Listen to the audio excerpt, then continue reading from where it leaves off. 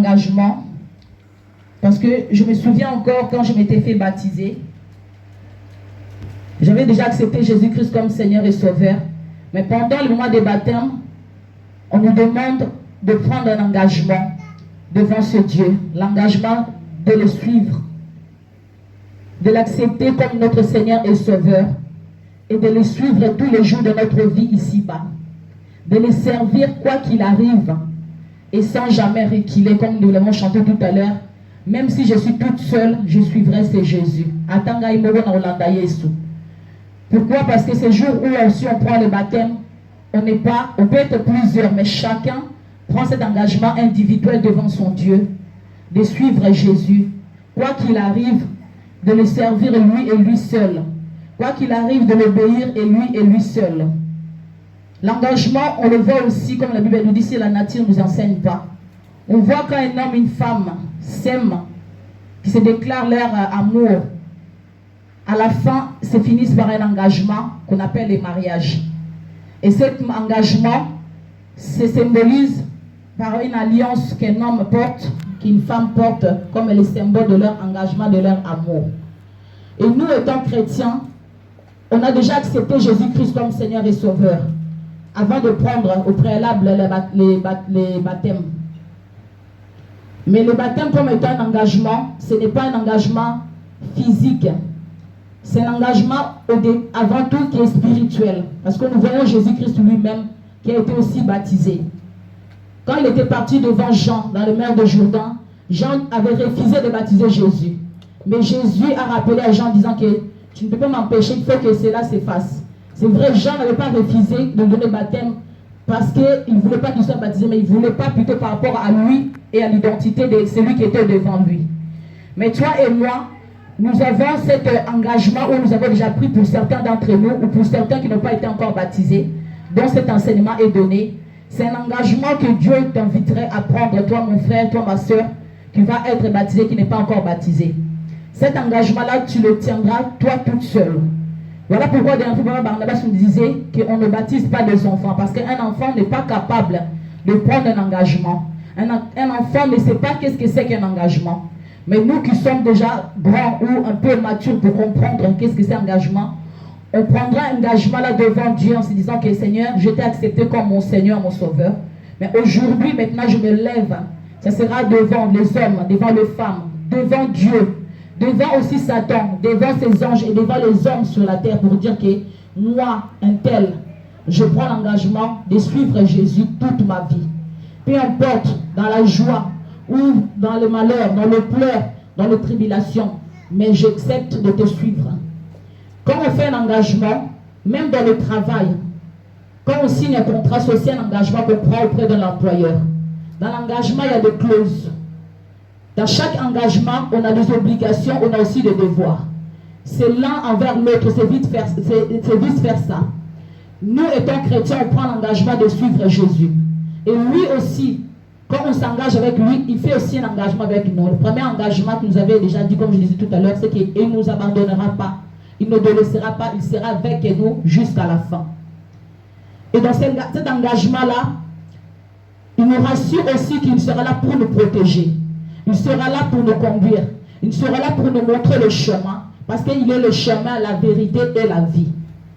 Dernière fois, Barnabas nous avait enseigné, nous a montré que quand on prend le baptême, on meurt avec Christ. Et on est enseveli avec lui. Et ensuite, quand on sort de l'eau, on est ressuscité avec lui. Cela, on peut aussi le prendre comme une image d'un enfant qui est né. Si nous voulons lire dans le livre de Matthieu, Matthieu 19, 13. Matthieu 19, 13. Je vous invite à prendre nos Bibles. Matthieu, c'est le premier livre du Nouveau Testament. Matthieu 19, 13. Où Jésus-Christ nous dit de laisser venir à lui les petits enfants. Si tu as trouvé, je t'invite à te lever avec tout le respect que je vous dois, dans la présence de Dieu pour honorer la parole de Dieu. Dans d'autres, plus loin, c'est la parabole que Dieu adressera à ses disciples. Mais ici, les enfants voulaient venir vers Jésus. Et les disciples, comme il y avait de la foule, voulaient empêcher les enfants de ne pas venir. Jésus a dit à ses disciples, laissez venir à moi les petits enfants. Car le royaume des cieux sont pour ceux qui sont comme les enfants. Parce que pas seulement il voulait les imposer le main pour les bénir, mais plus tard, plus loin, il nous a montré que toi et moi, pour que nous puissions rentrer dans le royaume des cieux, on doit devenir comme les enfants. Pourquoi il a pris l'image des enfants? Si on peut prendre Noah qui est là, si Saint Joseph lui dit fais ceci, il va le faire. Va cela, il va faire. Parfois, on va voir qu'il va se mettre peut-être debout. Il n'aura pas peur de tomber parce qu'il ne connaît pas forcément la notion de danger. Il va avoir peur que toi et moi, maman à côté va dire que non, ne fais pas ça, tu vas tomber. Mais lui qui n'a pas peur, il va se mettre debout. S'il a envie même de courir, il peut même commencer à courir là. Parce qu'il n'a pas la notion de danger. Et nous, étant enfants de Dieu, une fois qu'on prend le baptême, une fois qu'on accepte pardon, Jésus-Christ comme notre Seigneur et Sauveur, on devient comme des enfants. Parce que même lui-même, quand il avait dit, notre quand on priait, il disait que quand vous priez, dites notre Père qui est aux cieux. Pourquoi notre Père? Parce qu'une fois qu'on l'accepte comme notre Seigneur et Sauveur, on prend le baptême, on devient enfant. Un enfant qui est né de nouveau. Ou même on va plus loin, dernière fois, vous avez enseigné, pour ne pas revenir là-dessus encore, l'histoire de Nicodème, que Jésus disait qu'il faut qu'il puisse naître de nouveau. Il était étonné, lui qui était déjà en âge, pourquoi il devait encore naître de nouveau. Mais cette naissance-là, ce n'était pas physique, mais c'était spirituel. Donc ce que Dieu aussi nous demande à nous, tant qu'enfants de Dieu, quand on prend le baptême, on redevient comme enfant. Peu importe notre âge, qu'on a 50 ans, qu'on a 60 ans, ou 30 ans, 40 ans, on devient un enfant. Pourquoi on devient un enfant? Parce qu'on doit recommencer tout à zéro avec lui. Vu qu'on a été enseveli, on était déjà mort avec lui, maintenant on est ressuscité. On n'est plus le même créature, comme la Bible dit dans le livre de 2 Corinthiens 5, 17. Que quand on reçoit Jésus-Christ comme Seigneur et Sauveur, nous ne sommes plus des anciens chrétiens, mais on devient une nouvelle créature. Donc les choses anciennes sont passées. Et voici toutes choses sont devenues nouvelles. Pourquoi nouvelles? Parce que quand on nous avait enseigné toujours dernièrement, que quand on meurt avec Christ, on obtient la rémission de nos péchés. Donc le péché, on est pardonné dans cette signe de baptême. Nos péchés restent dans l'eau. Nos réclamations ou nos malédictions restent dans l'eau. Mais peu importe ce qu'on était autrefois, si j'étais une prostituée, j'étais un magicien, mais une fois que j'ai accepté Seigneur Jésus comme Seigneur Sauveur, il pardonne mes péchés. Et quand je passe par les eaux de baptême, je obtiens encore la rémission de mes péchés et tous mes péchés sont restés dans l'eau. Donc quand je sors dans l'eau, je suis une nouvelle créature, je suis une créature renouvelée. Même si physiquement je suis toujours le même, mais auprès de Dieu, devant les yeux de Dieu, je deviens une nouvelle créature, un enfant qui vient de naître, un enfant qu'on doit montrer le chemin, qu'on va marcher avec Christ. Un enfant qu'on doit préparer pour dire que maintenant que tu as choisi ce chemin a telle obligation. Ce chemin a ça, ce que tu dois faire et ce que tu ne dois pas faire. Tu dois abandonner le péché. Tu dois suivre maintenant Jésus parce que Jésus-Christ est saint. Parce que Jésus est amour. Mais si tu continues dans cette relation où tu vivais dans d'autres vies que tu vivais autrefois dans le péché, tu ne pourras pas aller là où Dieu attend que tu puisses aller. Tu ne pourras pas aller dans la destination qui est finale, le royaume des cieux. Parce qu'on prend le baptême pas seulement pour montrer aux hommes de prendre le baptême, mais on prend cet engagement de suivre Jésus. Et on accepte Jésus-Christ comme notre Seigneur et Sauveur avant tout pour être sauvé, pour hériter le royaume des cieux. Et nous prenons encore nos Bibles dans le livre de Matthieu, comme je disais tout à l'heure, 19, 24. Vous n'êtes pas obligé de se lever, vous pouvez rester toujours assise. Si tu peux nous lire, s'il te plaît, Séphora. Donc Matthieu toujours 19, nous allons lire verset 24 cette fois-ci.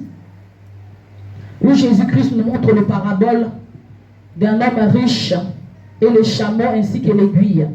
Par la grâce de Dieu, nous allons essayer un peu de décortiquer ces passages. Matthieu 19, verset 24. La Bible déclare: je vous le dis encore, il est plus facile à un chameau de passer par le trou d'une aiguille qu'à un riche d'entrer dans le royaume de Dieu. Si tu peux juste lire doucement, sans courir, s'il te plaît. Je vous le dis encore, il est plus facile à un chameau de passer par le trou d'une aiguille qu'à un riche d'entrer dans le royaume de Dieu. Amen. Donc ici, Jésus-Christ est en train de dire qu'il est plus facile à un homme, à un chameau plutôt, de rentrer par une aiguille plutôt qu'un homme riche. Pourquoi Jésus-Christ a pris cette image, cette symbole, cette préfigure pour nous expliquer cette parabole? Quand on voit un chameau, je ne sais pas si certaines personnes ont déjà vu un chameau dans les dessins animés ou même dans la télé ou dans le reportage. Un chameau, c'est un animal que autrefois en Israël on utilisait comme un moyen de transport. Parce que autrefois il n'y avait pas de transport comme aujourd'hui. Et un chameau, c'est un animal qui est assez grand. Il portait les gens sur son dos pour se déplacer, pour faire des voyages. Et ici, Jésus-Christ dit qu'il est plus facile pour un chameau de rentrer par une aiguille. On peut se dire que c'est impossible. Comment un chameau, comment même une bouteille comme ça ne peut pas rentrer dans une aiguille? Une aiguille, les trous, c'est très fin, c'est petit. Même mon doigt est trop grand pour rentrer. Souvent, on voit même si on a problème des yeux pour mettre un fil au travers d'aiguille pour passer. Ça demande beaucoup d'efforts. Mais comment on peut imaginer qu'un chameau, que Jésus peut se dire qu'un chameau peut rentrer facilement qu'un homme riche? Qu'est-ce qu'il voulait dire par là? Souvent, on peut dire que d'autres personnes disent que non, un riche, c'est difficile pour un riche de rentrer dans le royaume des cieux. Pas forcément. C'est qu'autrefois, on nous disait, au deux, on pensait qu'il fallait être pauvre pour hériter facilement le royaume des cieux.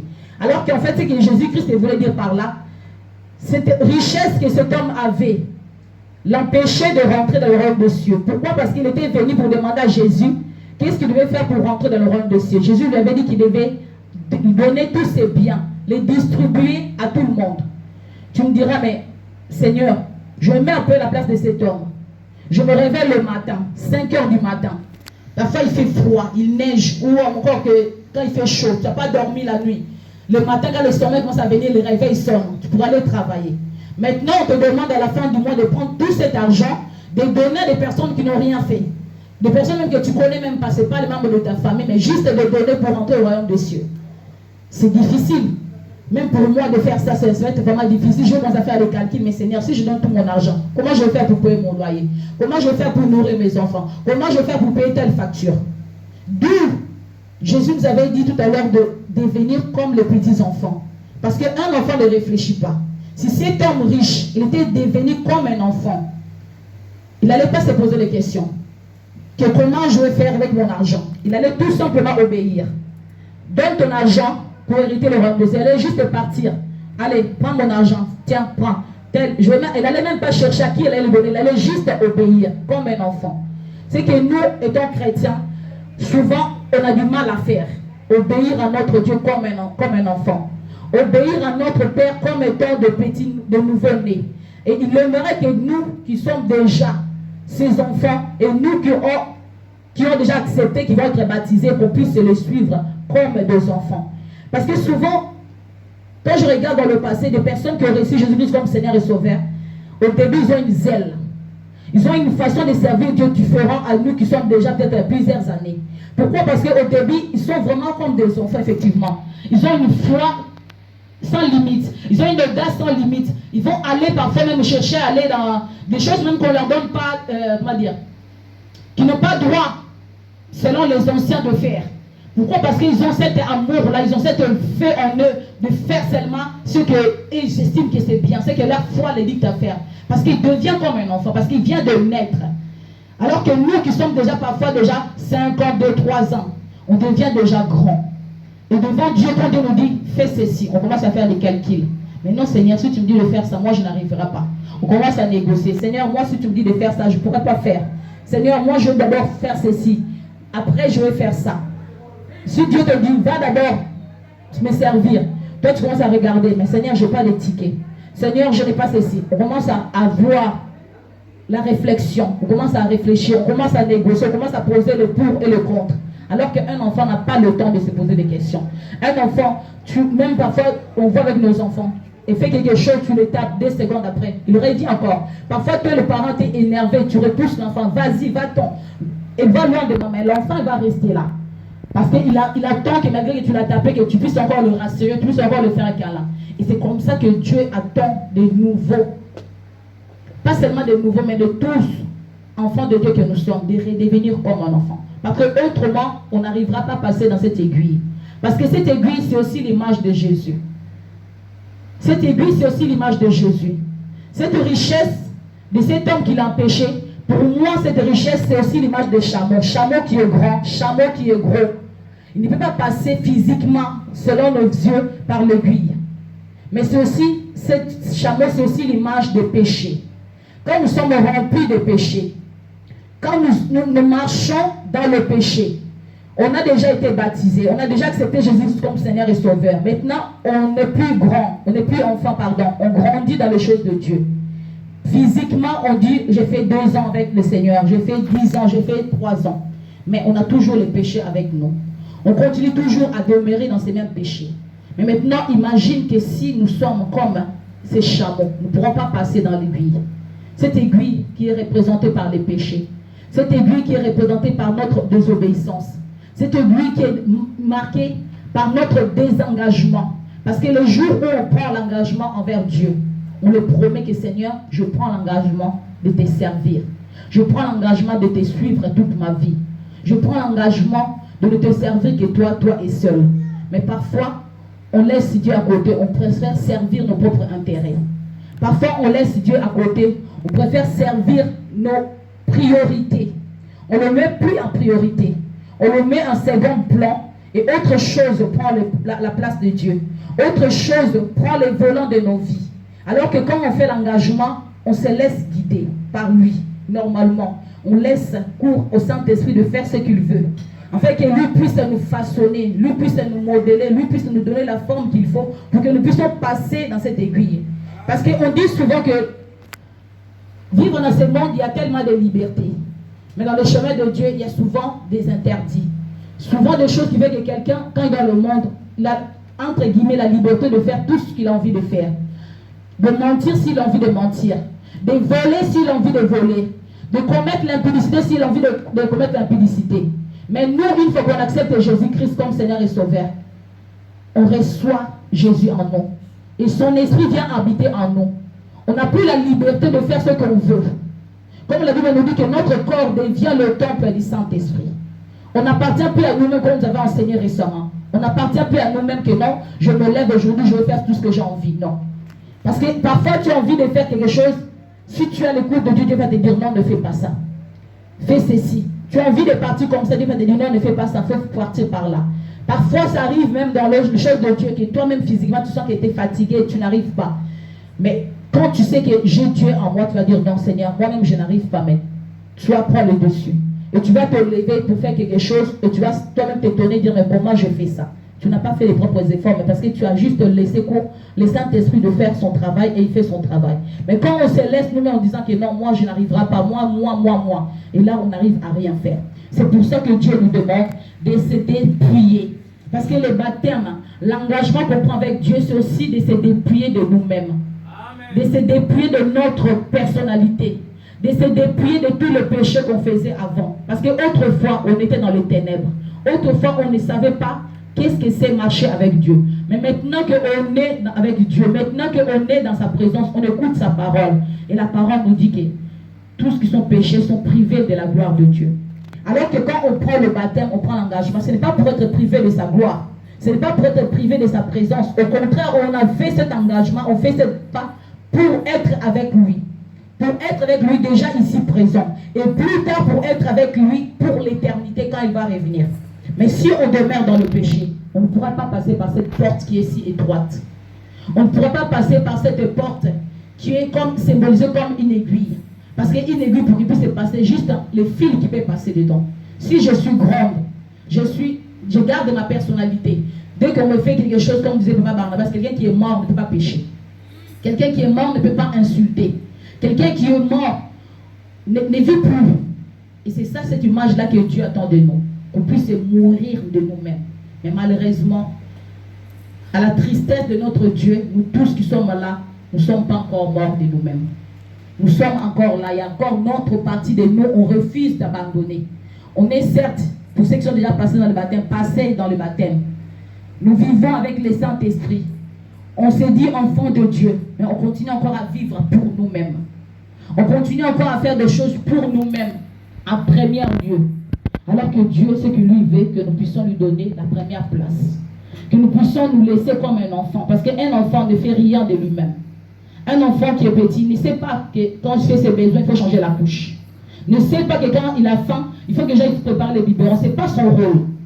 C'est le rôle de sa maman. C'est le rôle de son père. Ou encore le rôle de ses sœurs, de frères qui sont grands, qui sont capables en âge de l'aider à faire cela. Mais nous, enfants de Dieu, on accepte Jésus-Christ. Mais on veut toujours garder notre personnalité. On veut toujours garder ce qu'on savait autrefois. On veut toujours garder nos mauvaises habitudes. Alors que normalement, si on est réellement mort, on doit abandonner cela. Pourquoi on doit abandonner cela? Parce que la Bible nous dit que notre Dieu est saint. Il est saint. Et il veut que nous aussi, on devienne saints. Et pour cela, on peut dire que mais oui, c'est facile à dire qu'à faire. on a un aide précieux. On a le soutien parfait qui est le Saint-Esprit. Lui, son travail est justement là pour nous aider. Il est juste là pour nous façonner. Quand on va dire que non, arrête ce que tu es en train de faire là, c'est pas bien. Abandonne ça. Enlève l'orgueil.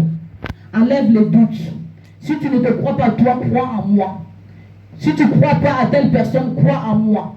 Si tu vois tel sujet compliqué, confie-toi à moi, comme un enfant. Un enfant, un bébé qui est dans le main de ses parents n'a pas peur que peuvent tomber, de savoir si je tombe, je vais mourir. Si je tombe, je peux me blesser. N'a pas la notion de danger. Et si nous, enfants de Dieu, si toi qui vas être baptisé, tu t'abandonnes complètement, tu prends ton Dieu comme ta maman, tu t'imagines comme un bébé entre ses mains, il pourvoira à tout. Il fera tout pour que tout aille bien pour toi. Souvent, nous qui avons déjà vécu ou expérimenté un peu de chemin avec Dieu, pourquoi on passe notre temps à pleurer? Parce qu'on ne s'abandonne pas à Dieu. Parce qu'on veut faire les choses de notre façon. Parce qu'on fait nos calculs comme des adultes. Alors que quand Dieu le regarde, c'est un enfant. C'est Dieu qui sait ce qui est le meilleur pour nous. C'est Dieu qui sait ce qui convient pour nous. C'est pour ça qu'il nous demande d'abandonner le péché. Il sait que quand il te dit d'abandonner, derrière cela, tu auras la victoire. De gens, quand on pêche, on a du mal à prier. Quand tu as fait quelque chose, tu sais que tu as attristé le Saint-Esprit. Quand tu arrives dans la présence de Dieu, au lieu de commencer à prier, tu commences à penser à ce que tu avais fait. Ah, peut-être que je m'étais énervé avec telle personne. J'avais mal fait à telle personne. Toi, tu as envie de rentrer dans la présence de Dieu, mais Satan commence à venir te rappeler. Et alors, tu ne te souviens pas au travail. Regarde ce que tu avais dit. Tu as mal répondu à telle personne. Tu avais insulté ton enfant. Toi, tu cherches à dire, Seigneur, je viens. Dieu est déjà là. Mais moi, ma conscience, moi, ça me rappelait maintenant que j'avais péché, que j'avais fait ceci. Alors que si je viens devant Dieu comme un enfant, cœur pur, sans arrière-pensée, sans culpabilité, sans remords, je viens seulement. Je vais commencer seulement à dire merci Seigneur. Je vais commencer à louer Dieu. Je vais commencer à adorer Dieu. Je n'aurai même pas besoin qu'on puisse me pousser. Je n'aurai même pas besoin qu'on puisse me dire acclame. Parce que tout ce qui est en moi, je ne peux gérer. Parce que même dans la présence de Dieu, en réalité, quand on dit acclame ton Dieu, d'autres sont en train de clamer comme ça, d'autres sont assises, d'autres sont en train de dormir. Parce que nous sommes encore dans nos pensées en nous. Parce que nous sommes encore en nous. Mais si on a un enfant, tout à l'heure on était en train de chanter, on pouvait voir Noah qui venait, qui touchait ça, qui essayait de toucher. Parce que lui, il ne sait pas que si je touche, on ne va plus entendre. Il ne sait pas que si je touche, ça va perturber tout. Il peut aller même éteindre la lumière, on devient dans le noir. Parce qu'il n'a pas la notion. Et c'est vraiment cette notion-là que Dieu aimerait que toi et moi, nous puissions avoir comme son enfant. Parce que lui, il connaît le chemin. Lui, il connaît le présent. Nous, on peut faire nos plans en disant que non, demain, j'ai rendez-vous. Mais Dieu sait dans 30 minutes ce qui peut arriver. Dieu sait dans une heure qu'est-ce qui peut arriver. Il sait que peut-être si tu passes par tel chemin, tu vas passer un accident. Il va dire non, passe par l'autre chemin. Il sait que si tu prends tel transport, tu peux peut-être avoir un incendie. Ne passe pas par là, va autre. Parce qu'il sait. Et c'est pour ça qu'il nous demande de s'abandonner. C'est vraiment dans notre avantage de nous abandonner entre ses mains. De nous laisser conduire pour lui, entre ses mains. De nous laisser prendre tout. Parce que si on prend tout, on sera avantagé. On sera victorieux. On sera rassuré de parcourir notre chemin, tout au long de notre chemin, d'arriver là où lui, il veut que nous puissions passer. Quand il veut que nous puissions s'abandonner comme des enfants, c'est aussi parce qu'il veut que nous puissions être conscients de sa présence dans notre vie. Parce que très souvent, quand on prend nos décisions, on fait nos choix nous-mêmes, on n'est pas conscient qu'il est avec nous. On prend conscience des choses qui est physique. De qui est à côté de moi, physique, moi ce que je vois dans mes yeux. Mais on ne prend pas conscience qu'une fois qu'on l'a accepté, il habite dans nos cœurs. Que si je mens, je l'attriste. Ça m'est arrivé il y a 4 ans ou 3 ans passés, je crois. À l'époque, j'étais dans un logement où on m'avait laissé...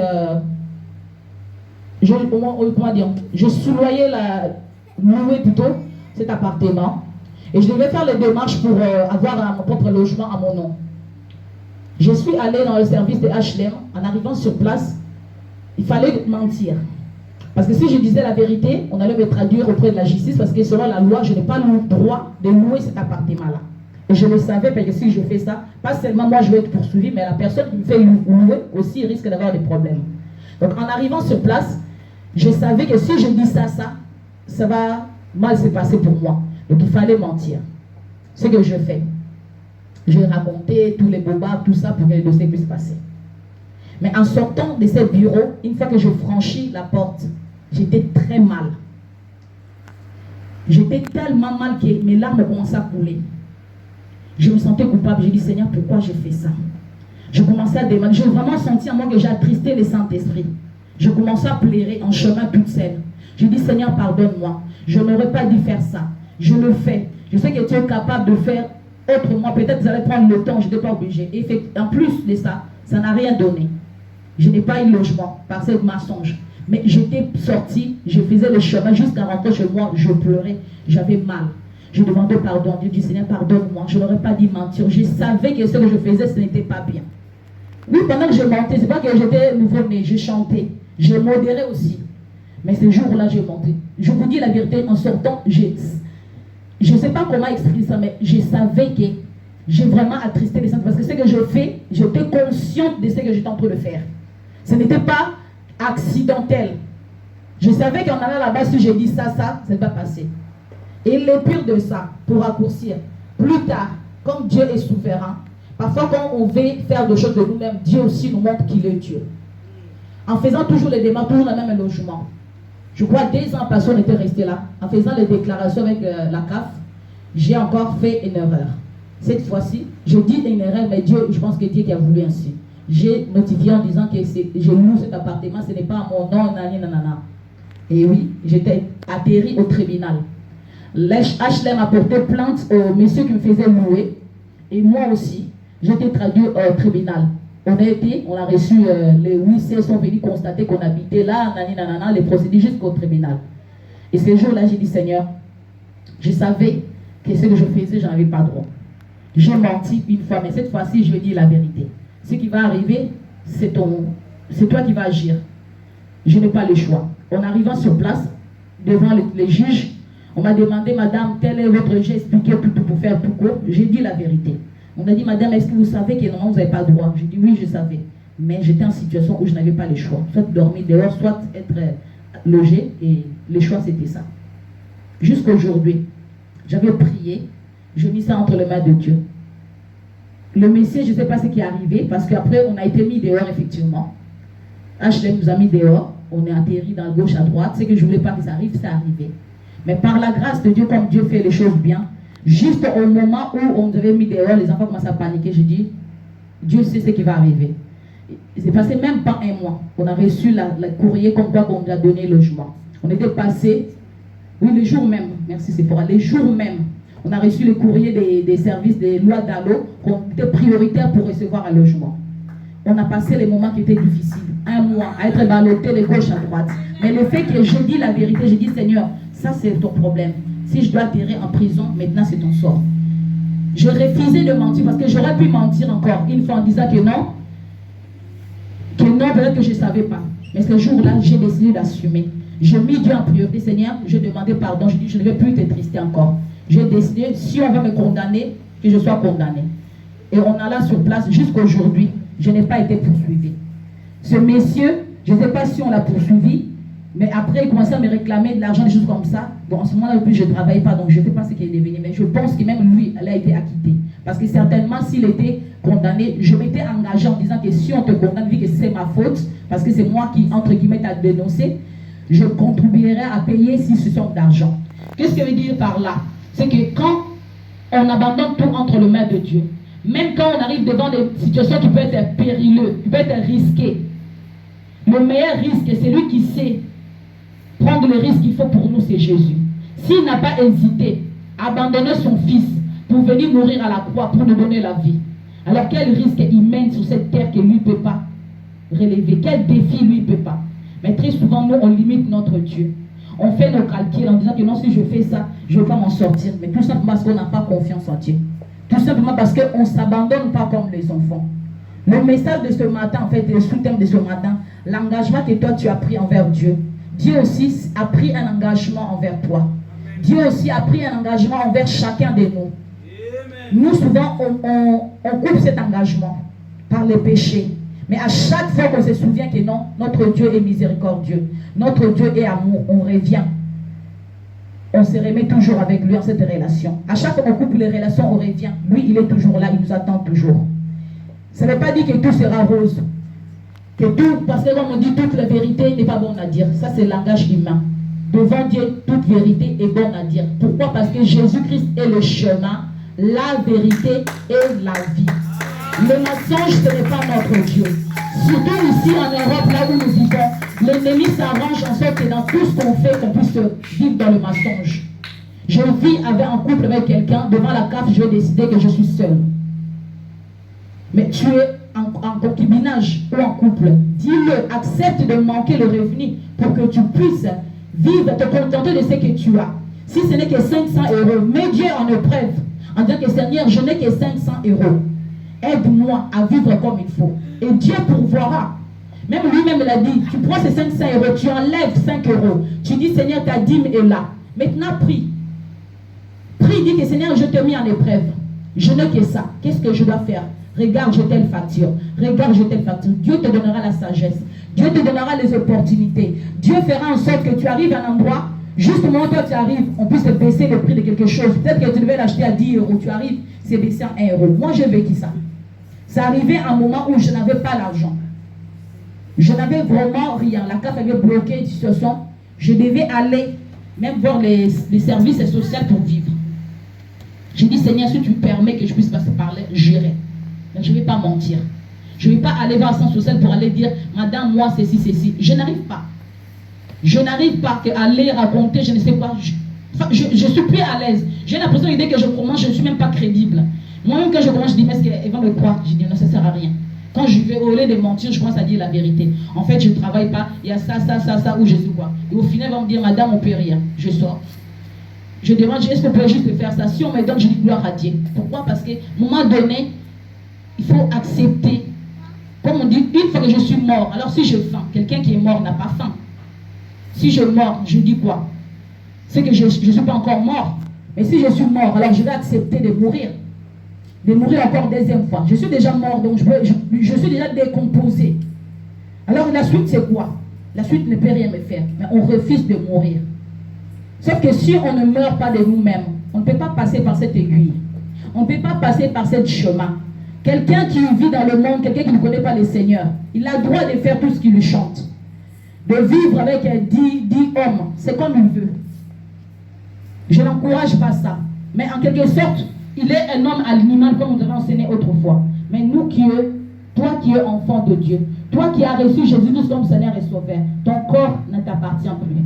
Mon corps ne m'appartient plus, j'appartiens à Dieu. Mon corps est le temple du Saint-Esprit.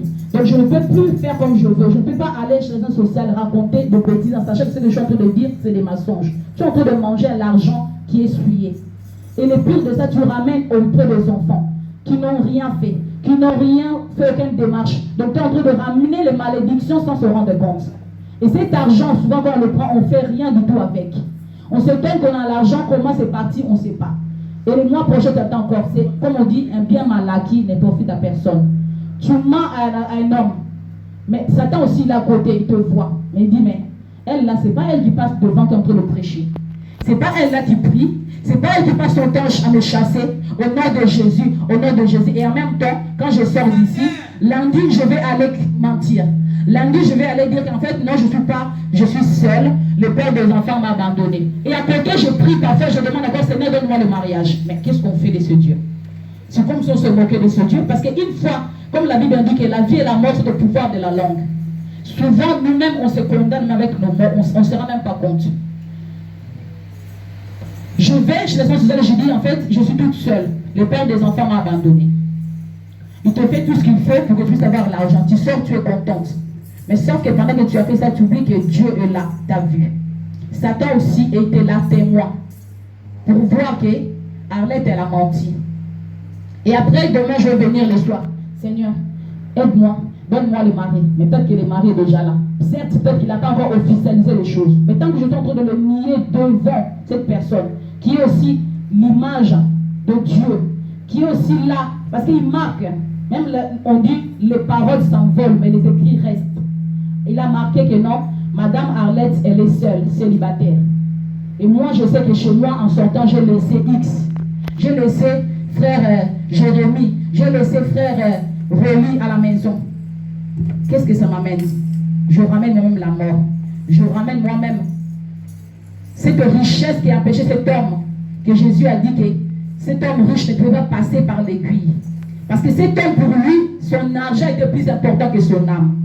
Et nous aussi, parfois, enfants de Dieu, on pense à des choses futiles, des choses qui sont passagères, des choses qui sont matérielles. On le considère plus que notre âme. Alors que notre âme a de la valeur. Dieu a payé un grand prix pour que toi et moi nous soyons sauvés. Il n'a pas regardé ce qu'on était autrefois. Tout ça, une fois qu'on l'accepte, comme Seigneur et Sauveur, on est baptisé, c'est passé. Pourquoi voulons-nous encore continuer dans ces choses? Pourquoi voulons-nous encore demeurer dans ces chaînes? Pourquoi voulons-nous encore demeurer dans ces mensonges? Pourquoi voulons-nous encore continuer? L'heure avance. Les jours approchent. Jésus est déjà à la porte. Il peut venir aujourd'hui. Il est là en colère, riche en bonté. Mais sachez qu'un jour, lui qui est le meilleur intercesseur, lui qui est toujours à dire à notre Père, Père, pardonne Arlette parce qu'elle est péchère. Elle est nature faible. Soutiens-la. Souviens-toi de ce que je fais à la croix. Mais un jour, ce même Jésus qui me défend, ce même Jésus qui est mon avocat, un jour va se transformer en juge. Un jour va me dire que Arlette n'a plus d'excuses. Tu le savais. Tu sais que le salaire de péché, c'est la mort. Mais tu as voulu continuer la mort. Ces jours-là, même Satan lui-même viendra se positionner devant Dieu. Lui qui a accusé Job, Job qui n'avait rien fait. Et moi, si je continue à vivre dans le mensonge, je sais que le père des mensonges, c'est le diable. Mais j'ai choisi chaque jour que Dieu me donne le souffle de vie de continuer de vivre dans le mensonge.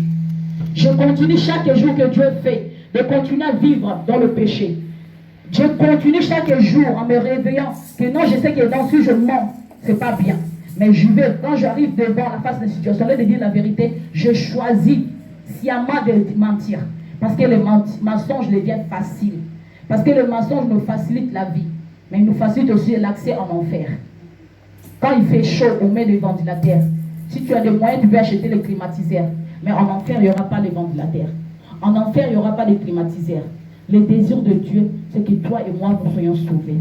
Donc cet engagement, pour ceux qui vont le prendre, ceux que nous encourageons à le faire, souvenez-vous juste qu'en faisant, laissez-vous guider comme un enfant. Parce que ceux qui se laissent comme un enfant, un parent sait ce que son enfant a besoin. Un vrai parent montre à son enfant le beau chemin. Et nous avons un meilleur parent, le meilleur de meilleur qui est notre Dieu. Le meilleur de meilleur qui est le Saint-Esprit. Chaque chemin qui nous guide à marcher, c'est toujours bon. Chaque direction qui nous conduit, c'est toujours la meilleure. Même si sur le présent, tu vas dire que mais non, si je fais ça, je n'arriverai pas. Si je fais ça, si je fais ça. Une fois qu'on oublie le calcul, comme on disait chez nous en Afrique, c'est mon tobakada, tu te laisses aller.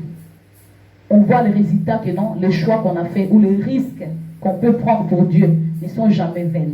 À chaque fois qu'on prend le risque pour Dieu, nous-mêmes, il est déjà devant pour se rassurer que même s'il y a un trou, tu ne vas pas tomber. Même s'il y a un creux, il va s'arranger. On a vu Daniel. Daniel, imagine un peu ce qu'on dit Daniel dans les fosses au lion. Imagine un peu. Il aurait pu mentir. Mais il n'a pas décidé. Il a décidé de ne pas mentir. Shadrach, Meshach et Abednego, pareil. Ils ont décidé d'obéir malgré le risque. Ils savaient que non, si on ment, je vais atterrir dans les gueules de lion. Je vais atterrir dans le feu. Et qu'est-ce qui est arrivé? Ça, c'est l'exemple parfait qui nous montre un enfant de Dieu qu'à chaque fois qu'on fait confiance à Dieu, peu importe le risque, même si humainement parlant, il peut paraître gigantesque comment. Mais Dieu va se rassurer que non, si Gisèle prend le risque pour moi, je vais m'assurer qu'elle ne puisse pas perdre un plume dans cette histoire. Je vais m'en rassurer de lui donner la victoire. Parce qu'elle s'abandonnait comme un enfant. Comme un enfant qui sait prendre soin de son enfant. Et une mère sait se priver de tout pour que son enfant manque de rien. Et Dieu est meilleur que nous les mamans.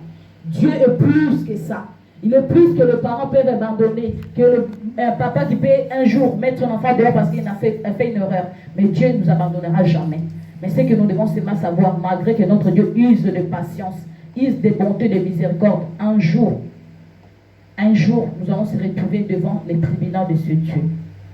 Devant ce Dieu pour le rendre compte. Que nous avons pris un engagement. C'est aussi un rappel pour toi et moi. Ces messages aussi sur le baptême, c'est aussi un engagement. Peut-être qu'on a oublié que ces jours-là, on a été devant Dieu. On avait pris un engagement que Seigneur, je te suivrai. Seigneur, je ferai ça. Maintenant, quelle est la situation? Quelles sont les circonstances qui t'empêchent de respecter cet engagement? Quelle est la raison qui fait que moi, Arlette, je n'arrive pas à respecter cet engagement? Et pourtant, on a le Saint-Esprit qui est là pour nous aider. Le Saint-Esprit qui est là disponible pour nous guider, pour nous modeler, pour que nous puissions devenir si fines, afin que nous puissions rentrer. Humainement, on peut dire que c'est impossible, mais avec Dieu, rien n'est impossible. La Bible dit tout est possible à celui qui croit. Nous sommes le temple de Dieu. Tu es le temple de Dieu. Tu es la temple de Dieu. Tu es la fille de Dieu. Tu es le fils de Dieu. Tu as fait un engagement avec Dieu. Et il n'est pas encore trop tard pour que tu puisses te réconcilier, te souvenir de cet engagement. Quand j'étais en Afrique, on chantait une chanson à Lingala, elle disait Mokoloana Yobati Samaki Pendi Maki Okobila Yesu Kinosuka Boni Lelo. Ces jours-là, tu as pris l'engagement de suivre Jésus jusqu'au bout. Mais aujourd'hui, tu en es où de cet engagement? Et toi aussi qui vas prendre cet engagement, ce message n'est pas pour te faire peur, mais c'est juste pour te faire prendre conscience que le baptême, ce n'est pas seulement plonger dans l'eau, sortir et c'est fini. Il y a beaucoup de choses qui se passent. Beaucoup aussi ont eu d'air de délivrance rien qu'en passant par les eaux de baptême. Beaucoup aussi ont eu d'ouverture, de bénédiction dans leur vie parce qu'ils ont fait un engagement. Parce qu'en prenant cet engagement aussi, tu prends un engagement aussi de sortir de ta famille biologique. De réclamation de ta famille n'a plus le pouvoir sur ta vie parce que tu as pris l'engagement de laisser, de quitter cette vie-là, pas physiquement mais spirituellement, de rentrer dans la famille de Dieu, de devenir enfant de Dieu. Que Dieu nous bénisse. Amen.